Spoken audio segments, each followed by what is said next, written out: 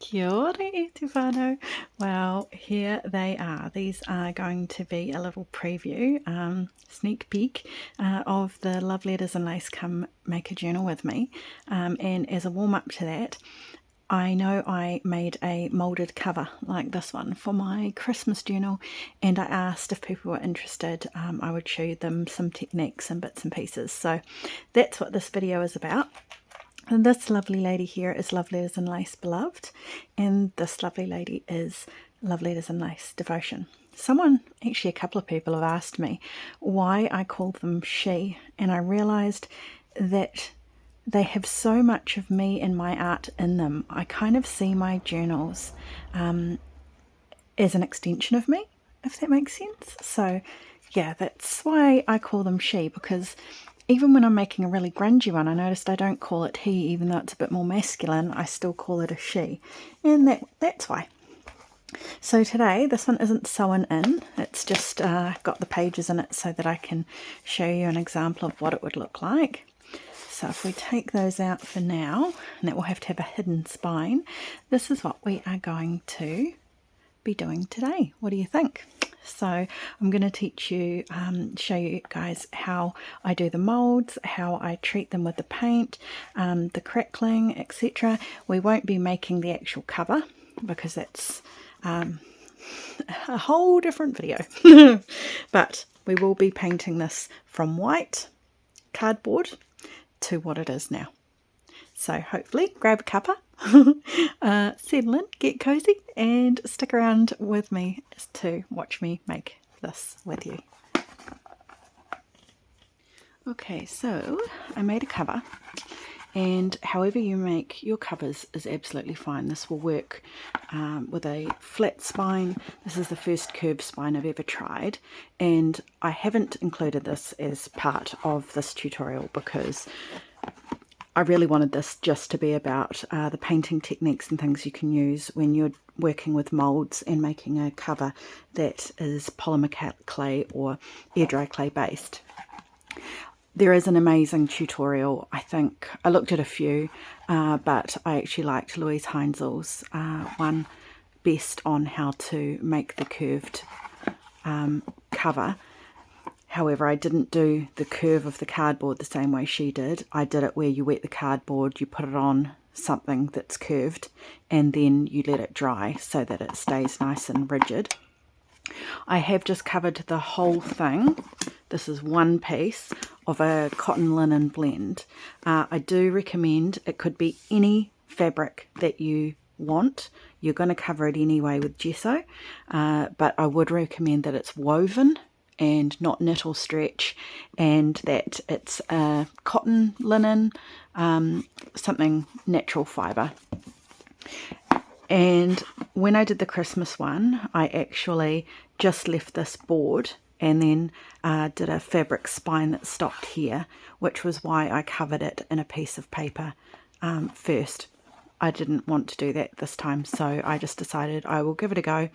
I will cover it in fabric because that's what old books were covered in, and then I'll gesso it, and this is going to be the perfect surface to do what I want, what I intend doing to it. So this works really well. I have done this to just old book covers as well. So if you're using, you've shelled out a book and you're using an old book cover, you could do that, the same treatment to that as well. You don't have to make your own. And this will need to have a hidden spine in where I sew the spine. I cover it with fabric sticking off the edge, then I sew my signatures into this, and then I'm going to stick down the fabric. So there is going to be a gap in there as well for where my signatures are, which is why I've covered it with an extra piece down here on the inside. Okay, so let's get going and stop babbling. I'm just going to be covering it with gesso first. This has 3 coats, and I don't know if you're going to be able to see the difference. This has only got 1, And you will notice that on the first coat it takes a lot of gesso, which means it's absorbing into the fabric, which is a good thing because you don't want your paint to do that. So it's going to create a surface so that your paint isn't absorbing into that and you're losing all the paint. It's a cheaper way to do it with gesso. Okay. So on the second time you notice not as much absorbs in and you use less, and then the third time it's just like painting onto a prepared canvas. So I'll just show you a little bit and how I work.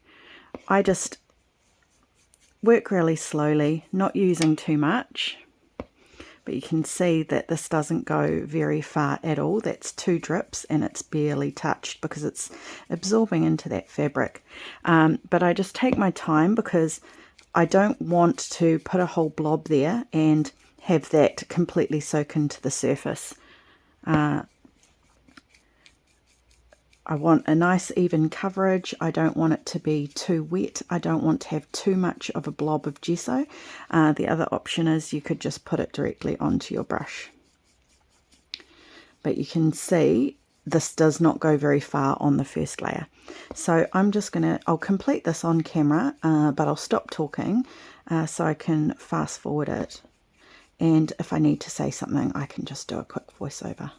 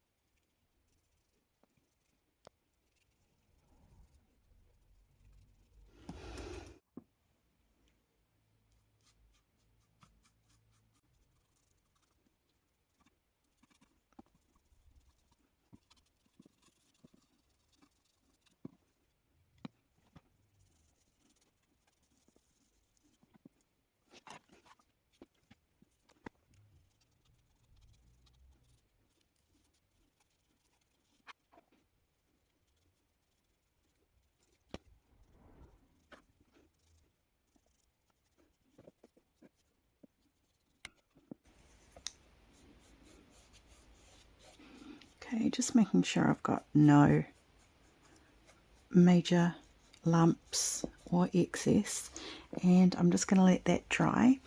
As you can see on the inside, I have made sure that I've done around all the outside edges as well, and then on the inside, this won't be seen, but if the paper goes up maybe to about 1/4 of an inch or 1/2 centimetre to the edge, or even flush, at least this gesso is going to stick nicely to it anyway. So it's going to, fabric and paper, whichever I cover the inside with, it's going to stick better to gesso than it will to actual fabric, so I may as well do it.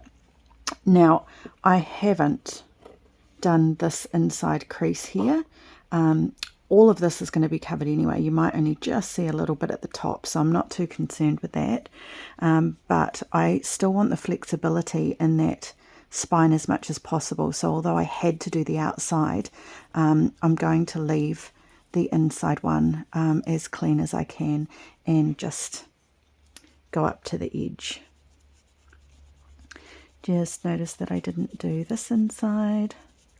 And I'm quite happy with the inside to only be 1 layer because I don't think it's going to be showing anyway, and 1 layer should be enough just to cover it with a bit of paint.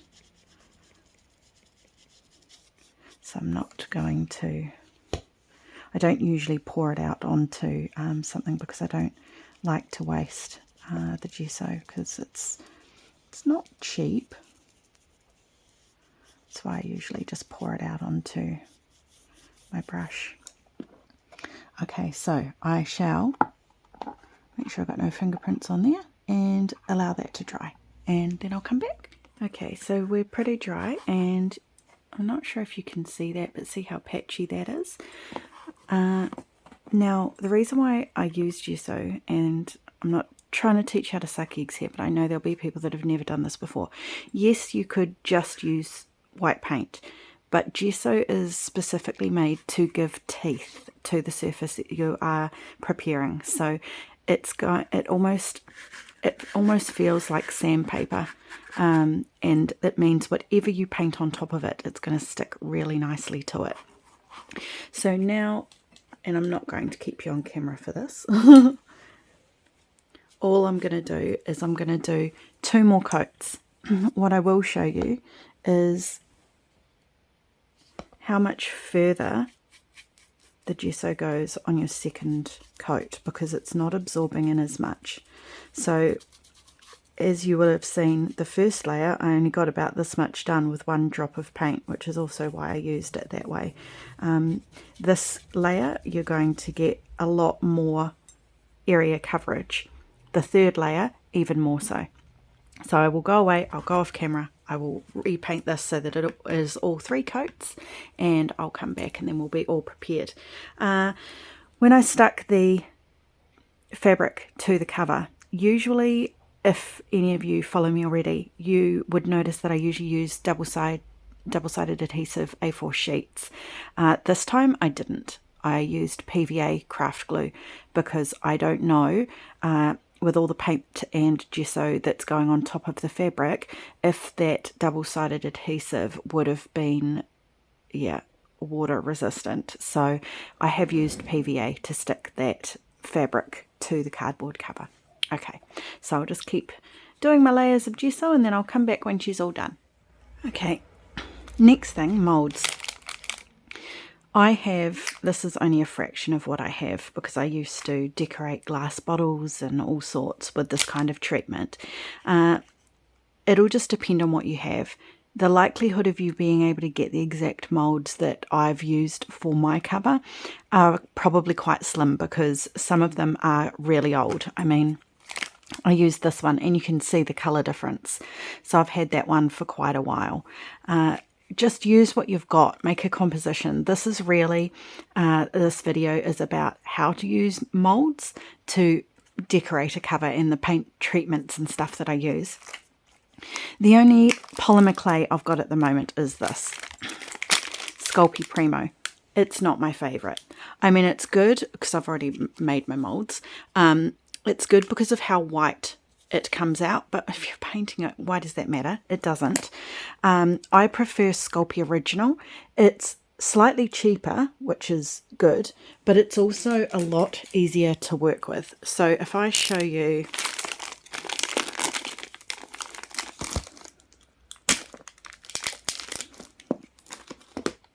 this is so hard, and to get it to a consistency, and this is only a little piece, it really ends up hurting my fingers quite a bit. You can buy a softener, which I am here, well, it's arriving shortly, but too late for this. You can buy a softener that apparently you add a couple of drops and it'll make it a lot easier to work with. The bigger the piece, the longer this part takes. It's honestly, yeah, if you can, I would get this with the softener, or I would get Sculpey Original. I haven't ever used Fimo, but that is another option. I just get my Sculpey from Gordon Harris, which is an art supply store, and because I'm a teacher and I have a personal account, I get a bit of a discount even when it's not on sale. But the difference in price is crazy too, because for this amount, no, double this amount, it's only $30, whereas this is almost $50, so $45 New Zealand. Okay, so for example, these ones can be a little bit of a pain because they're quite shallow. They do produce a beautiful mould. You will notice that I usually make it into a worm shape and then I just start putting it in, but until you get clay in the whole mould, it will continue to lift out. So and depending on how far you've worked it, etc., so you've kind of got to hold it in because it will want to keep popping out. And I'm not going to do the whole thing because I haven't worked enough clay. See how this is But when you've got enough clay so that it's sitting in the mould, it's a little bit better. You just got to be a bit patient with it, that's all. And then once it's in there, I will get my roller and I will start off lightly so it doesn't start popping out of the mould. This will, because I haven't filled the whole mould. And you just want a nice flat surface as best you can. Then when you pull it out, you'll have a nice mould. Same with these. Again, I do this one a little bit different. I still roll it into, I'll have a nice long piece, probably more than what I'd need. And I start in this end, and then I just keep moving up, pushing only as much as I need into the mould, and then tidying up the edges so that they're somewhat straight. And you just, again, it will pop out because these are non-stick, so they're silicone. Okay. And you can make, if you've got maybe something like this in wood, or you can actually make them into moulds yourself by using corn flour and bathroom silicone. It's very stinky, but there are tutorials out there if you want to make some of your own moulds. I've just got all these because it's a past life of something I used to make and sell. So once you've gone to the end, you'll just pull it out and you'll have your perfect mould. Now again, not trying to teach you how to suck eggs. I am aware of the fact that there might be some people that haven't yet done this before, so we've got to cater for everybody. These are a little bit easier, so I've made 2 of these. The deeper they are and the smaller they are, the easier they are to work with. So just push that in, make sure it spreads it around. Don't fill over the top of the mould, because then you're going to find it spills over the edges, and there you go. Okay, so those are my best tricks that I can give you to make those. All of my moulds are off Temu. There was only one which I haven't even used. One of my earlier ones that I bought, can't even remember the brand, but it was about $50 and it was a really scrolly one. But honestly, I couldn't afford to do that. So if you want to buy name brand, by all means, if that's within your budget, go for it. But there is an alternative option that's a bit cheaper as well. So the moulds that I have made, and like I say, this will just, I faff around with this for quite a while. I'll use the side I know is dry, since it doesn't matter what way up it is. So I started by deciding, yes, I definitely want this one on the cover. It's going to look gorgeous, but it's not quite enough. So then I thought, well, these could actually look like hinges. But I felt that this space was just a wee bit too empty, and it didn't kind of finish. So I made these, which are going to go in here.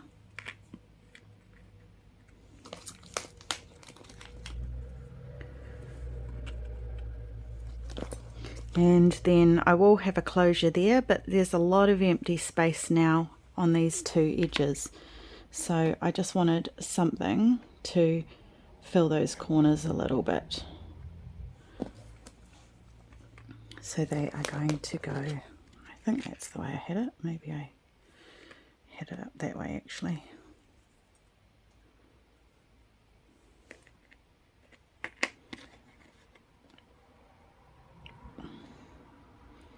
There we go. And now I feel like I've got a pretty good composition. Those do to me kind of look like hinges. I've got pretty much a frame for this, and it's still got some empty space for like some crackle paint and stuff, so I'm pretty happy with that. This guy, if you can see, which you probably can't on camera, but he is slightly curved because you don't want to stick something flat onto a curved spine. So the only trick you have to do with that is the moment you bring it out of the oven, put your oven mitts on, because it's going to be piping hot. Put it onto the surface that's not flat while it's hot, and then, honestly I just did it with my hands, but don't do that, and then I just grabbed a tea towel, put the tea towel over top of it, and held it down so that it didn't burn my hands, obviously. And as it cools, it will harden, because when it comes straight out of the oven, it's still quite soft. But the moment it cools, it hardens, and that's how I've got that piece, so that it's going to sit flush, well, as flush as possible, and not be like that, because if I had have left it to dry flat, I'd only be able to probably glue it to the surface there, and I would have big gaps. So there you go. And to glue them on, I just use PVA. So I will just wait till that has dried properly, because this one's fine. We can go ahead with that, but I won't do that one until that third layer is completely dry. So I'll just grab some PVA. So I'm pretty sure any PVA will do because we've got a nice gesso background, so any glue that we use is going to cause a nice bond. I did have this in the garage, and it's for woodworking, so it's Max Bond PVA. So I am just going to use that because I've got it around, and Max Bond is surely better than normal craft PVA. So first thing we want to do is put all of these back on here, Sara-Lee, because you just tipped them all off.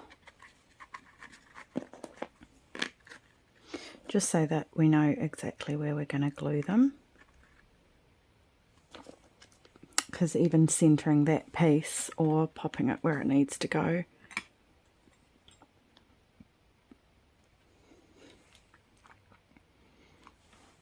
you will have a little chance to move them, but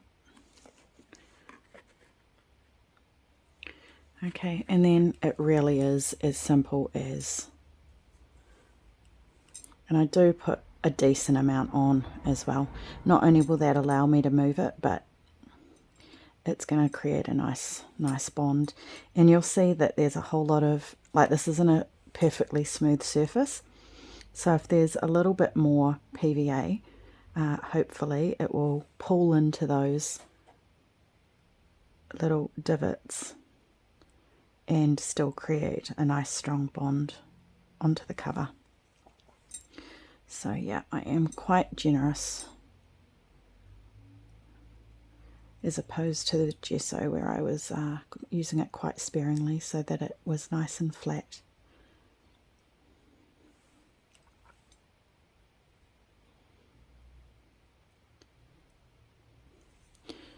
So if you can see the shiny, maybe, it's got quite a lot of PVA on it.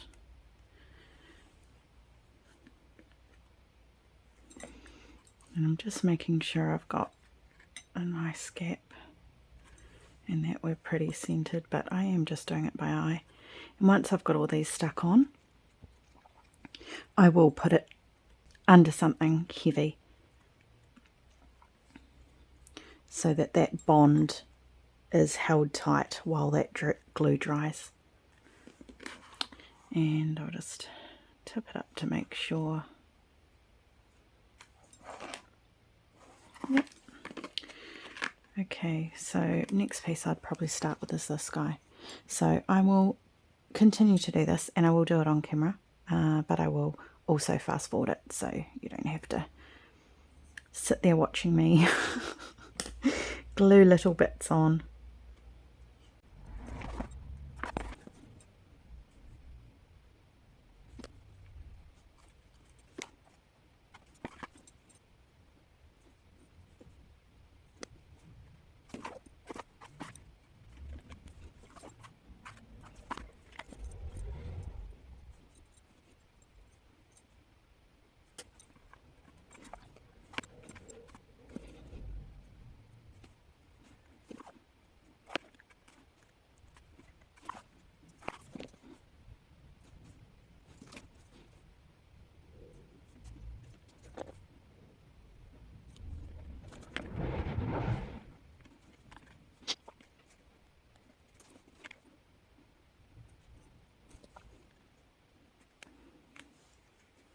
so they're all glued on. What I do want to do though is, because they're all different levels, if I just put them under something flat, it's only going to sit on the highest levels, probably not reach that. So quite often what I do is just make sure I don't have any glue. So I'll just clean that up a little bit. And then I scrunch up some tissue and put it over top, and then I lay something really heavy on it. That way it will get to all the surfaces and level out as it needs to.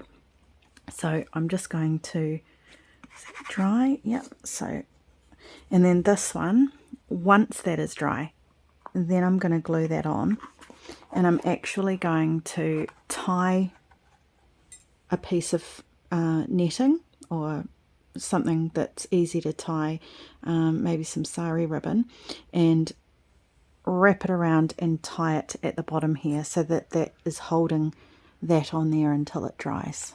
Okay, so I shall go and do all of that and then I'll come back. Okay, those are nice and solid now. I'll just show you this bit. So again, be generous with the glue.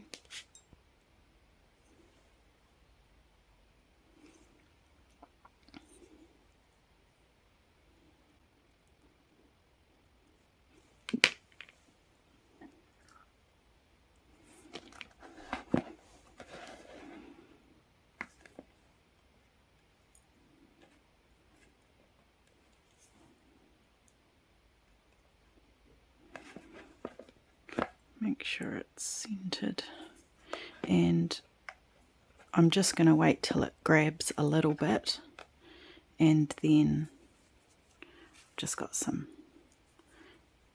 thin netting.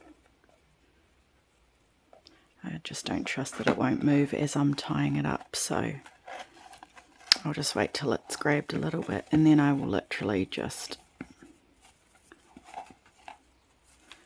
tie that nice and tight, and then it's got something holding it to the spine. And then I'll let that dry. Okay, so the next part is we need to add some depth for when we do the light over top. That gives it a nice aged look and makes it look genuine. I just use any brown paints I can find. This one's raw umber Liquitex, that one's burnt umber chromacryl, and that's just cheap Reeves white acrylic, because I do want to vary the browns as we go in here, so that when I do the cracked paint appeal effect, different shades come through. So all of these moulds, they need to have brown all the way around, because we will be dry brushing the white over these bits. So just make sure that your brush gets into every single little nook and cranny.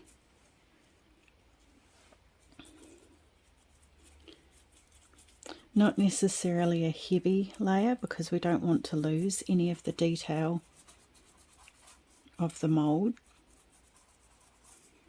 and you don't need much, just the little dark bits will be enough. So I'm just going to keep going, and if I need to say anything I can voice over it while I'm fast forwarding.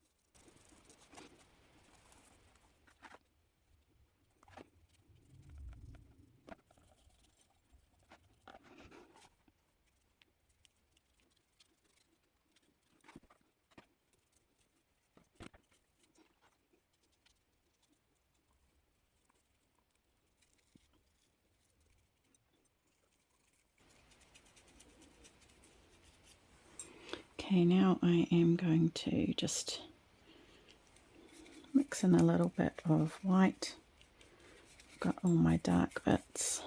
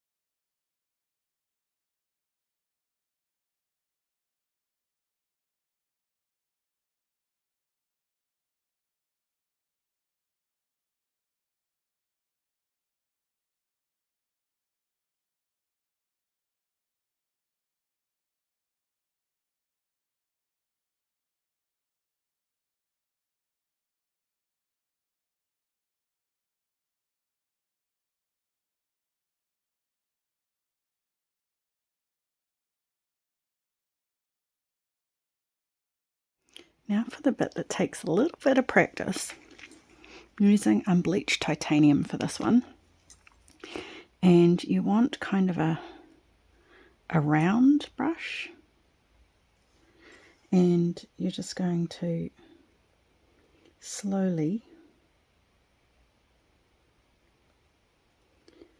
it takes a bit of control and a little bit of patience. You can take it back off again with a tissue if you want, but we want to leave that dark shadow.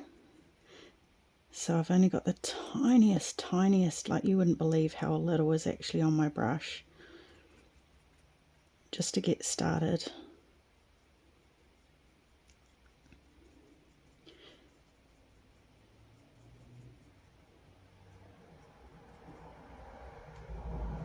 I'm just brushing it over the top.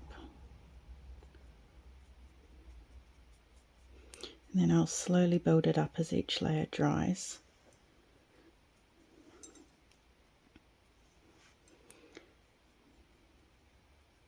See there, I've got a bit too much paint on my brush.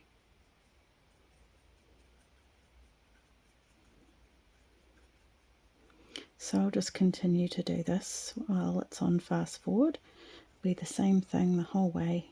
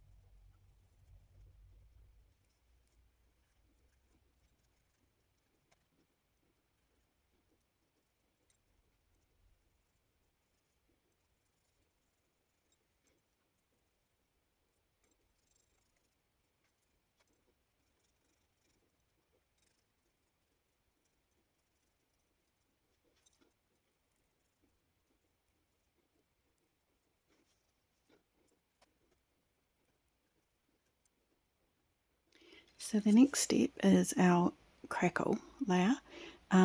This is, it'd have to be 10 years old and it still works great. So this is what I use. Jo Sonia's. You might not be able to get it in your country, but you'll be able to get something similar. And I like to put on a reasonably thick layer. And I'm going to put it everywhere that I want crackle.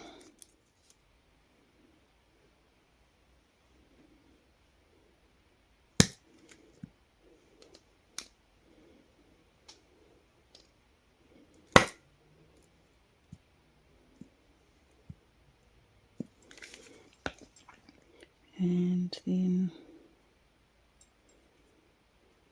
you go in all sorts of different directions because it likes that better.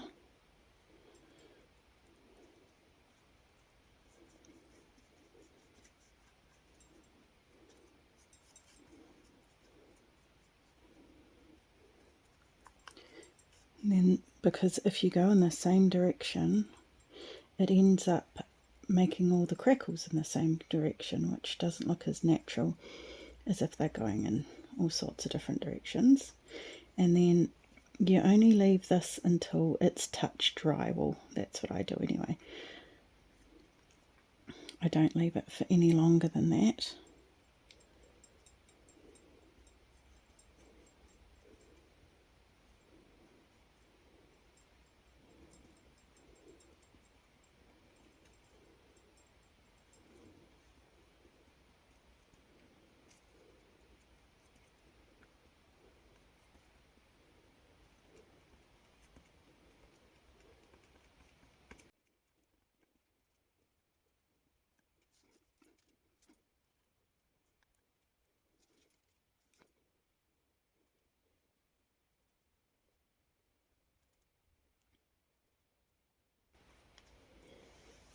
Okay, so I'll pop back once that's as dry as it needs to be for the layer of cream.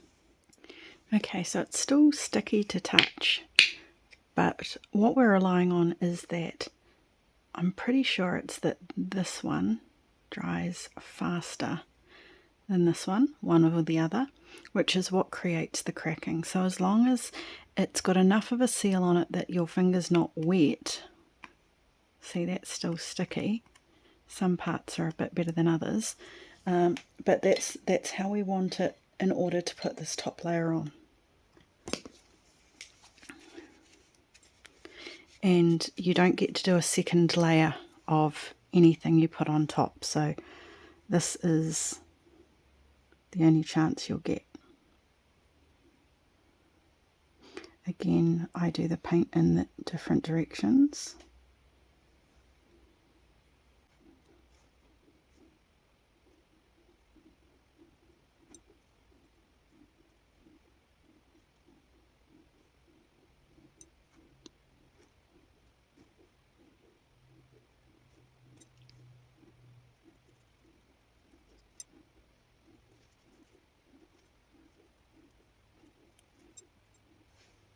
And the areas that I have just been, you can already see it starting to work.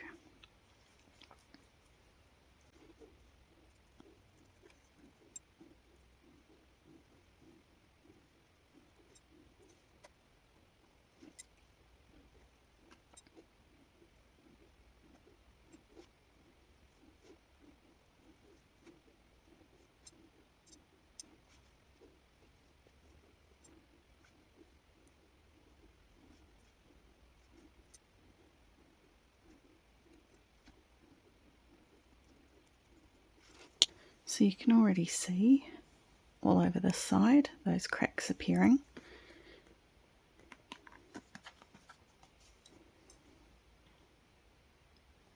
So the reaction happens quite quickly. So I'm just going to leave that for as long as I can, if my battery allows me and my storage on my phone allows me. And then we're going to come in and I'm going to be putting more lightness over these areas.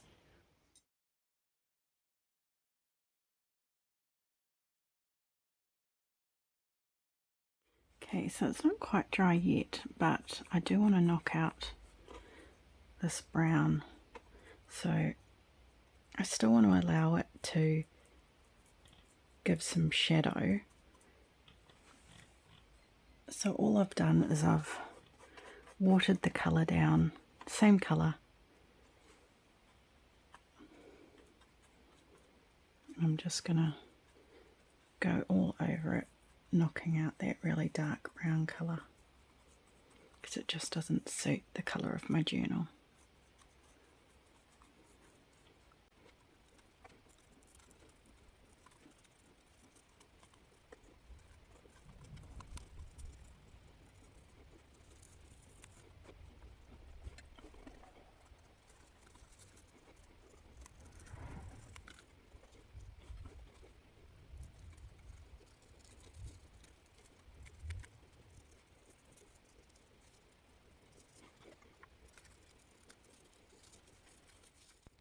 I'm now hitting it with back to the thicker paint, so no water added, and I'm only brushing the brush lightly across the top of the raised areas. I'm no longer pushing it down into the moulds. This is just lightening it up even more. And I know you're thinking, why did you paint it brown in the first place? Because you can still see those depths of shadow in those reliefs right now. And without it, it would just be flat cream.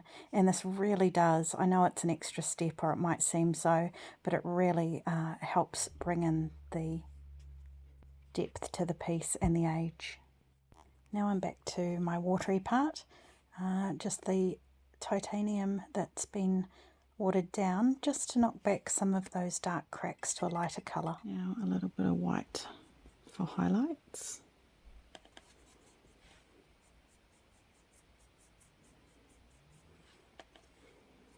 In whatever direction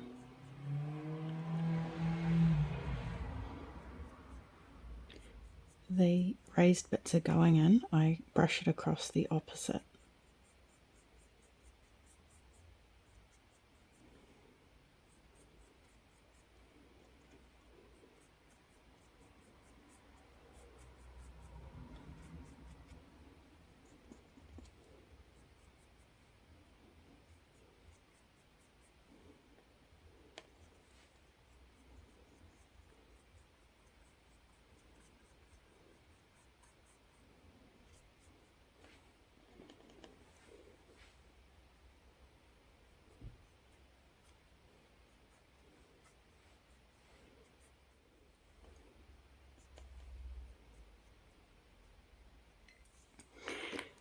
Now I will just paint these edge bits and in here, probably to about there, just this unbleached titanium, but I don't think you need to see that. And I have got this, which is Art Alchemy Metallic Wax, and it's in vintage gold. So when it's dried, I'm just going to, it's dry, just brush little bits of gold here and there. Not everywhere, not over the tops of everything, just little bits here and there, just to add a little touch of gold in certain lights.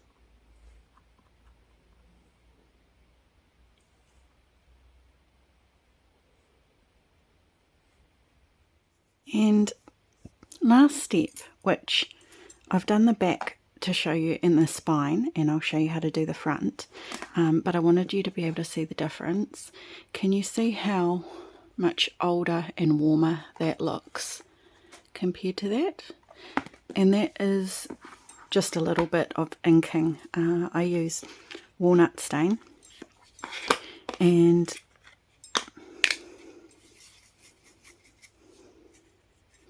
I just throw a little bit around the edges so that it would look like shadow.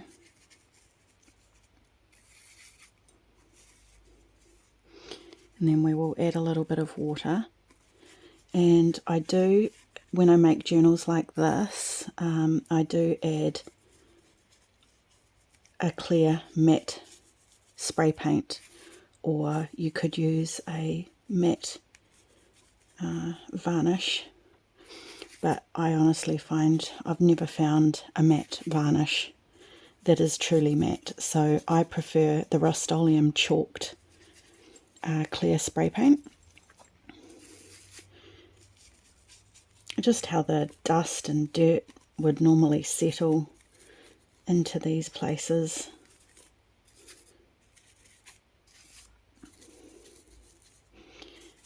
I do brush a little bit over the top of these as well, just to warm them up a bit so they don't look like they're out of place compared to the background. And then I also rub quite a significant amount up on the top. Then what I do is I just get some water. Yeah. And I just let it run down the journal. And this, yeah, this is a little bit scary to be fair, because what you're doing you can't undo. So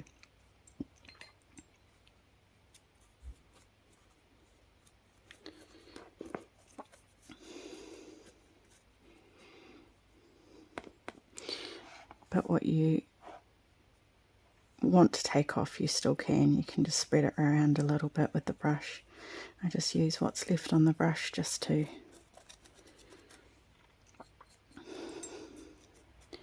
go over the top. This little bit of staining here, I like the way it is, so I'll leave it. And that just warms up the cover, so then I will let that dry. And it does take a little while to dry because it is ink, it's not paint. And I don't think it's permanent on paint. Kind of like when you, because it's Distress Oxide, it's not stays on. And then I just hit it with just a little bit more, just with the brush. Now that I've warmed it up, see how you can still see the difference? So I'll get my actual dauber and I will go around the edge of the journal and just put a little bit more in those shadowed areas again, and then she'll be done. She'll be ready to go. And hopefully, if she's not got a whole lot of water on her. The other thing that I did is I just painted that inside edge with that unbleached titanium, like I said. I'm going to either cover that whole thing with fabric or put pieces of paper right up to the edges anyway, and I will put a little bit of inking around this inside as well, just so that those edges look really inked. So you can see maybe see the difference between me having inked there already. And then yeah, she's done, and then she's going to be a pretty little journal. Look at that. Isn't she gorgeous? She looks like she could have come out of France or somewhere in the Swiss Alps. I think it's a gorgeous look. And if you're looking to make an antique heirloom journal, I think that cover treatment is a gorgeous way to go. So I hope that helped. I know it's been a long time because I made my Christmas one and asked if people would be interested in me showing you the full process, because that one I just did a time lapse. But I hope this has helped. I hope you'll give it a go. And like I say, you can use that with any cover you like. It doesn't have to be a curved spine one. My Christmas one was a flat spined one. You could use, like I said, an old book. I've done that plenty of times where I have just used an old book that already has a curved spine to do this exact same process. So there you go. Well, let me know in the comments what you think and if this helped. And until next time, mā te wā.